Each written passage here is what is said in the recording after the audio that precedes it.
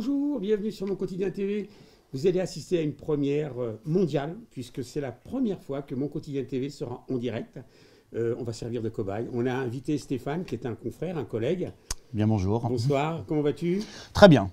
Alors, avec Stéphane, on a un parcours commun, c'est qu'on a tous les deux connu les clubs de vacances. Et on sait ce que c'est que le track quand on passe en direct sur ces fameux spectacles. Exactement. Ça, hein. Mais on va gérer. On va gérer, comme on gérait à l'époque. Comment gérer à l'époque? Comment vas-tu, Stéphane? Bien. Je suis arrivé sans encombre. Les bouchons parisiens, oui. Le froid pour me rafraîchir et la chaleur de l'accueil. Donc tout va bien. Alors je te demande bien sûr comment vas-tu parce que on connaît trop bien les problématiques que rencontre aujourd'hui le monde de l'événementiel. Après on pourrait critiquer, on pourrait dire plein de choses. Ce qu'il en est vrai aujourd'hui, c'est que tout est à l'arrêt. Oui, dans l'événementiel en général, mais heureusement il y a encore des secteurs qui sont en marche. Et c'est vrai qu'on arrive encore à travailler un petit peu dans certains secteurs. Donc je ne serai pas le meilleur témoin pour dire que l'événementiel est complètement à l'arrêt, mais c'est vrai que c'est compliqué dans le secteur en ce moment, mais pas que dans ce secteur. Ça ne touche pas particulièrement. Alors je reprends, toi c'est une société qui s'appelle Techno Concept. C'est nos concepts, c'est ça. Alors voilà. C'est une association dont je suis président et qui œuvre pour accompagner les collectivités territoriales dans leurs actions. Notamment sur l'accueil des enfants en périscolaire. Et comme les enfants sont encore accueillis puisqu'il y a encore école, eh bien on arrive encore à travailler. Alors on a une autre partie qui est la partie événementielle pour les entreprises et les particuliers, où là effectivement c'est complètement à l'arrêt. Mais c'est vrai qu'on a la chance de pouvoir quand même s'appuyer sur la partie collectivité territoriale qui fait qu'on continue à travailler quand même. Oui, vous avez pu rebondir sur cette partie-là qui aujourd'hui, on va dire, sauve les meubles. C'est ça, exactement, on tient. Les collègues, parce que moi j'ai complètement arrêté ce monde de l'événementiel. Alors par contre, les collègues morflent. Par contre, effectivement, j'ai malheureusement des connaissances qui ferment leur entreprise, notamment tous ceux qui travaillent dans le tourisme, l'événementiel lié au tourisme. Oui. Toute la partie restauration, les traiteurs, eux souffrent beaucoup. Et ils pourraient témoigner bien mieux que moi des problématiques rencontrées par la crise, mais on va rester positif. On va rester positif. Et j'ai une pensée pour tous les patrons de clubs, discothèques, bars qui malheureusement ne vont pas rouvrir demain. Il y a certains chiffres qui sont mis en avant aujourd'hui. Je ne sais pas si tu es au courant. On en compte à peu près une 50% de bars, restaurants, clubs qui vont carrément fermer, qui ne pourront pas rouvrir. Et on a aussi changé les habitudes des gens. Oui. Oui, c'est sûr, c'est sûr. Alors, on a quand même une lueur d'espoir, c'est que grâce au vaccin, on puisse recommencer à vivre rapidement et peut-être qu'il y aura justement une flambée cet été, une volonté d'aller se faire plaisir et je parle à ces discothèques, courage, tenez. Peut-être que cet été, ça repartira. Il faut, mais de toute façon, le monde des DJ, que je connais bien, puisque ça fait comme 35 ans que je joue avec les platines, comme disent certains, on y croit fort, on reste positif, et je pense que toi aussi. Mais toi, tu restes positif parce qu'en plus, ton autre activité te permet de rebondir. Alors, dis-nous tout. Oui, alors, donc ça, c'est la partie événementielle pure. À côté de ça, je suis conférencier scolaire, donc j'interviens dans les écoles, dans lesquelles je propose des conférences en direction des élèves sur différents thèmes liés au programme scolaire, assez variés, alors plutôt les sciences, mais également l'histoire de l'art ou d'autres thématiques comme les plus jeunes, les moins jeunes plutôt jeunes, puisque c'est plutôt pour les élémentaires. Il arrive d'intervenir en collège, mais la cible est plutôt en élémentaire. Plutôt sur l'élémentaire. Donc comment que ça se passe?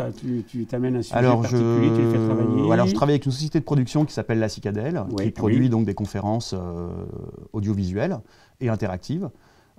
Ces produits me permettent ensuite d'aller dans les écoles et de diffuser auprès des élèves un film que je commente en direct.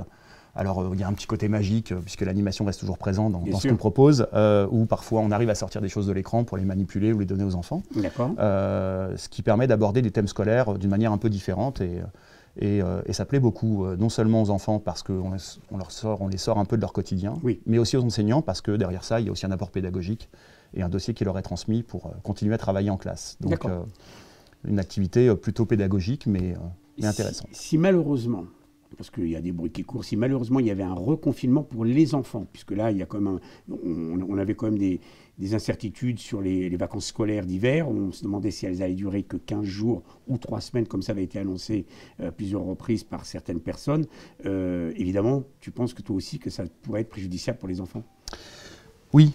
D'ailleurs, on l'a vu. Alors, je n'ai pas aujourd'hui de chiffres avancés parce que je ne me suis pas permis de faire d'enquête, mais dans les contacts que j'ai avec les enseignants, on s'est rendu compte que notamment les CP en début d'année qui avaient donc subi le confinement entre mars et avril en grande section, avaient des problèmes dans la socialisation, leur position d'élève.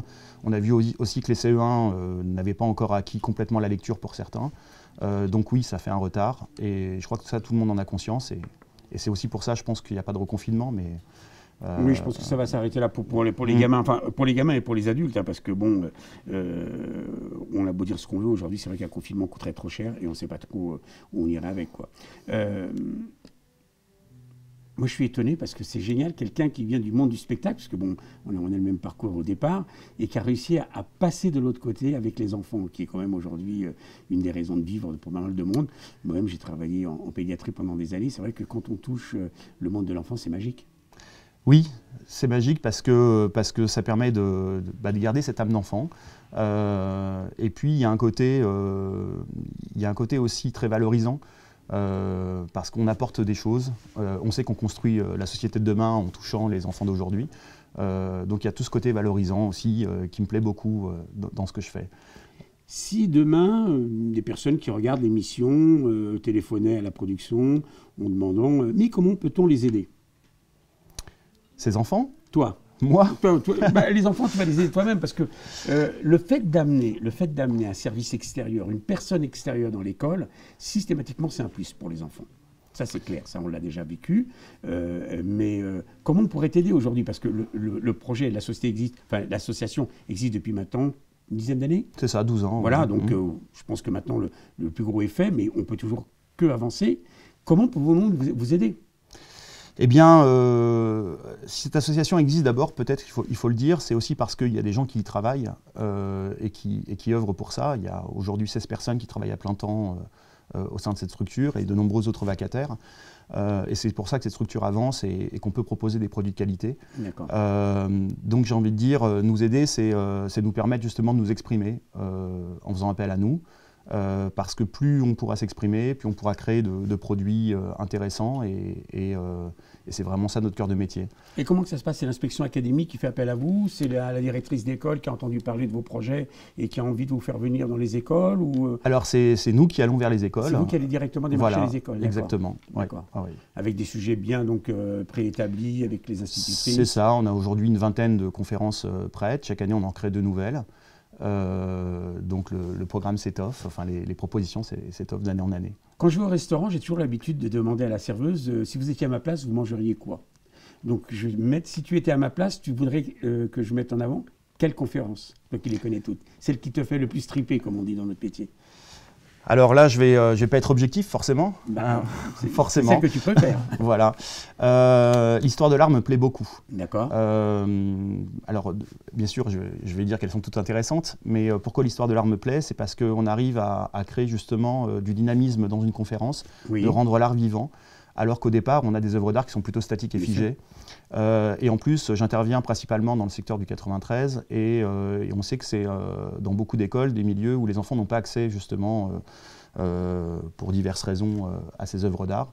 Et là, on sent vraiment l'apport de ces conférences. Donc, je mettrai en avant ces 3 conférences que l'on a sur l'art. Sur l'art, oui. Et ces conférences ne restent que dans l'établissement ou tu imagines, par exemple, dans l'avenir, de pouvoir emmener une classe dans un musée, faire la conférence, par exemple, au Louvre, au milieu des œuvres d'art? C'est une possibilité à venir, non? C'est un autre métier. C'est un autre métier, d'accord. C'est un métier, c'est ce qu'on appelle un guide conférencier. Oui, c'est vrai. Donc, ça existe déjà. Mais c'est vrai que, alors il y a d'autres projets, là on parle des conférences, mais il y a d'autres projets qui ont vocation à emmener les enfants effectivement à l'extérieur. Donc là on va repasser sur la Cénoconcept, l'association qui œuvre en direction des collectivités territoriales. L'idée effectivement quand on travaille sur l'art dans le cadre d'un loisir, là je sors de l'école, c'est d'emmener l'enfant vers un lieu de loisir et vers un lieu de culture. Donc oui, il y a une sensibilisation d'abord où c'est nous qui nous déplaçons. Bien sûr. Et ensuite, on permet à l'enfant d'aller dans un musée en organisant des sorties. Donc ça se fait déjà. Et on a déjà des projets là-dessus et on l'a déjà fait. Ah, vous avancez bien finalement. Hein. On essaye. Et c'est cette partie-là donc, qui permet à votre structure aujourd'hui de rester active parce que, bon, comme tu disais, l'autre partie, on va en parler juste après, mais tout ce qui était animation d'entreprise, de séminaire et tout, ça aujourd'hui, c'est reporté. Ça n'existe plus du tout. C'est vraiment à l'arrêt complet. C'est carrément, il n'y a pas de report, même sur 2022, il n'y en a pas qui disent, bah attends. Alors pour avoir des reports, il aurait fallu qu'il y ait des commandes, mais là on est déjà à 1 an de fermeture. Oui, c'est vrai. Donc nous, on n'avait pas de commandes sur 2 ans ou 3 ans. On a des clients avec lesquels on a l'habitude de travailler, notamment sur le mois de décembre, sur les arbres de Noël. Oui, bien sûr. Alors on reste en contact avec eux, on sent un soutien de leur part, mais on sait qu'aujourd'hui, on n'a pas de vision. Et il n'y avait pas de possibilité, par exemple, de faire de la vidéo avec ces clients-là, organiser par exemple une émission de télé, vidéo pour... Alors ce ne sont pas des produits que nous on propose en interne, mais je pense que en fait, l'incertitude constante fait qu'à chaque fois qu'une décision est prise, elle est reportée à la prochaine annonce ministérielle, gouvernementale, et donc ça recule à chaque fois les prises de décision, ce qui fait qu'on est dans l'immobilisme depuis un certain temps. L'animation, c'est une chose, mais j'ai découvert également que tu avais un titre, alors je me trompe peut-être, professeur Covid. Professeur Covid? Je ne suis pas au courant de ce titre-là. Il a été professeur pendant le Covid. Alors professeur, comment, dans quelle matière, et comment tu organisais tes cours? Alors le Covid, c'est quelque chose qui nous est tombé dessus, et c'est vrai que ça nous a obligés à nous confiner, oui. Et donc on ne courait plus dans tous les sens. On était coincé chez soi, oui. Et donc on a réfléchi. Et avec effectivement des collègues et des partenaires, on a mis en place une plateforme éducative qui permettait de garder contact avec ces enfants qui étaient coincés chez eux. Au départ, je crois que c'est parti d'une idée, d'une discussion avec des collègues, notamment avec la société de production La Cicadelle et Christophe Messager qui la représente, avec la volonté d'aller toucher les enfants qui étaient seuls chez eux et qui n'avaient plus accès à l'éducation. Au départ, c'était juste ça. Et aujourd'hui, ça s'est transformé en une plateforme active qui permet donc de bénéficier des conférences que l'on fait en présentiel, mais cette fois-ci en distanciel. D'accord. Et ça continue donc?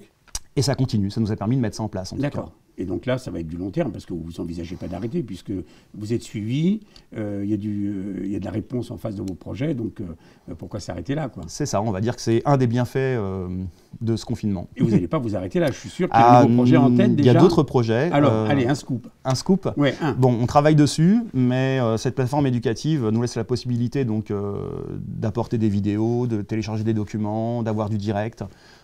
Et donc, on est en train de créer des escape games virtuels ou des chasses, des enquêtes virtuelles que les enfants pourraient faire chez eux, puisque ça existe déjà, mais plutôt pour les adultes ou les familles. Et nous, on va essayer de créer ça plutôt pour les jeunes et les enfants. Alors, il n'y a pas longtemps, j'ai interviewé un chef d'entreprise qui a créé une structure pour aider. Alors moi, je pensais que c'était que les chefs d'entreprise et les personnes âgées, les personnes à utiliser l'informatique. Parce que c'est vrai qu'aujourd'hui, on achète un ordinateur, tout est plug and play, tout va très bien, sauf que ce que je lui disais, même le manuel d'utilisation est à l'intérieur.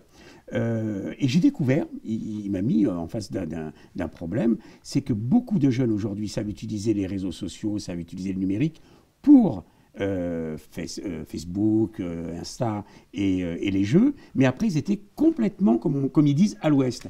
Est-ce que toi aujourd'hui tu ressens ça sur le terrain? Est-ce que tu vois que les jeunes, alors que ce soit dans le 93 ou sur d'autres départements, est-ce qu'ils arrivent quand même à prendre en main cet outil numérique, ou est-ce qu'il y a besoin vraiment d'aller les chercher? Bon, d'abord j'apprécie le constat parce que du coup je me sens jeune. Parce que moi non plus, je n'y connais rien, je suis à l'ouest face à ces fameuses machines. Est-ce que je vois ça? J'ai pas de contact, je mets pas les enfants en contact avec le matériel informatique, ouais. Donc je ne peux pas constater ça. Maintenant, dans nos équipes, on travaille avec beaucoup de jeunes, et il est vrai que ces jeunes qui arrivent sur le marché de l'emploi, quand ils viennent travailler avec nous, eux, par contre, n'ont pas connaissance des outils tels que Word, PowerPoint, oui. Excel, alors qu'effectivement, ils connaissent les réseaux sociaux, ils les utilisent. Voilà, donc créer un groupe WhatsApp, il n'y a aucun problème. Aller envoyer un mail, il n'y a aucun problème. Mais par contre, créer un fichier Excel, ça demande une formation. Voilà. Un ancien ministre de l'Éducation nationale, dont je tairai le nom, un jour a sorti une phrase à un journaliste que je garde en mémoire: il faudrait dégraisser le mammouth. Mon épouse étant à l'Éducation nationale, j'ai gardé cette... alors, sans vouloir porter de jugement, hein, mais toi qui es vraiment à l'intérieur du système aujourd'hui, aurais-tu une ou deux idées que nos députés qui vont écouter pourraient éventuellement reprendre et dire, attends, là, il y a quand même, oui, si c'est cette personne qui est en contact avec les enfants, c'est que là, il y a un problème. Est-ce qu'on a aujourd'hui vraiment des problèmes de lecture, d'orthographe, tout ce que tu peux constater? J'en veux 2, 3 comme ça, s'il te plaît. Alors, bon, d'abord, je ne suis pas à l'intérieur du système, puisque je suis intervenant extérieur. Oui, mais justement, tu as une autre vision.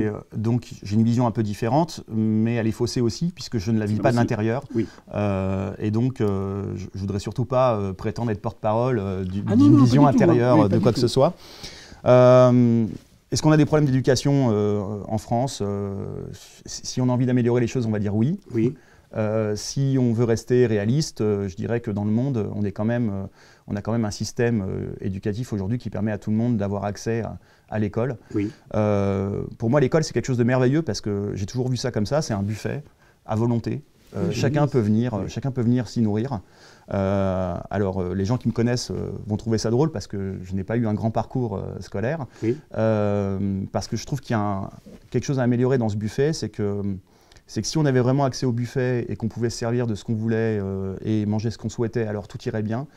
Mais à un moment donné, on nous force à manger les choses et des fois, on nous oblige même à finir le buffet même si on n'a plus faim. Et je crois que c'est ça le problème. Voilà, je dirais que... J'aime bien cette image, oui, cette image de buffet. Moi, je dirais même que, par contre, il faudrait peut-être penser à mettre les couverts pour qu'on puisse se servir sur le buffet. Aussi, donner les outils. Exactement. Donner les outils, oui, tout à fait. Exactement, parce que c'est pas tout de donner. Nous, on a toujours, quand on fait, parce que j'ai une association également sur l'enfance, et je leur dis toujours, vous savez, les enfants, nous, on vous donne les clés, mais c'est à vous d'ouvrir les portes. C'est pas à nous d'aller pousser les portes pour que vous soyez pris en priorité ou pistonné ou tout ce que vous voulez. Eh bien, je t'offre le buffet et je prends l'autorité de la porte. Y a-t-il un autre sujet que tu voulais aborder que j'ai passé sous silence? Ah bah, il y en a beaucoup. Il y a beaucoup de sujets à aborder. Il y a beaucoup de sujets à aborder, notamment dans ce qu'on propose. Je dirais qu'un des objets, quand même, une des volontés de l'association, c'est aussi de mettre le pied à l'étrier à des jeunes dans le monde du travail. Oui. C'est quelque chose qui nous tient à cœur.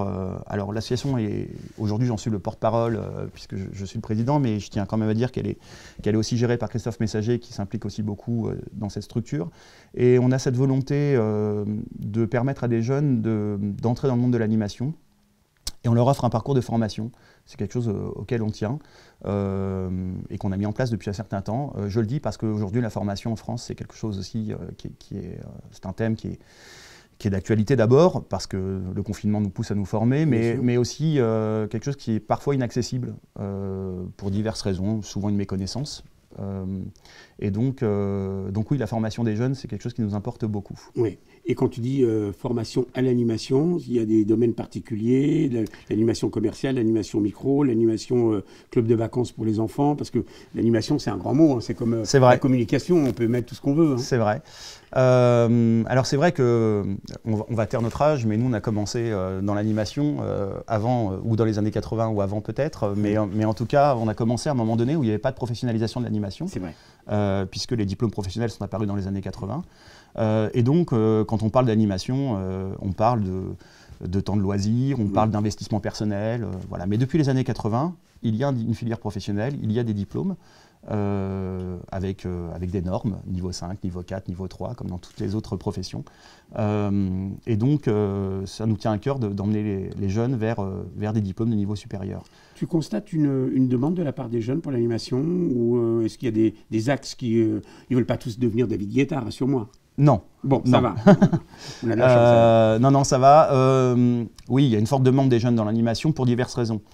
D'abord parce qu'on perçoit souvent l'animation comme un temps d'amusement et que c'est vrai que quand on est jeune et qu'on se lance dans le monde du travail, on espère pouvoir s'y amuser.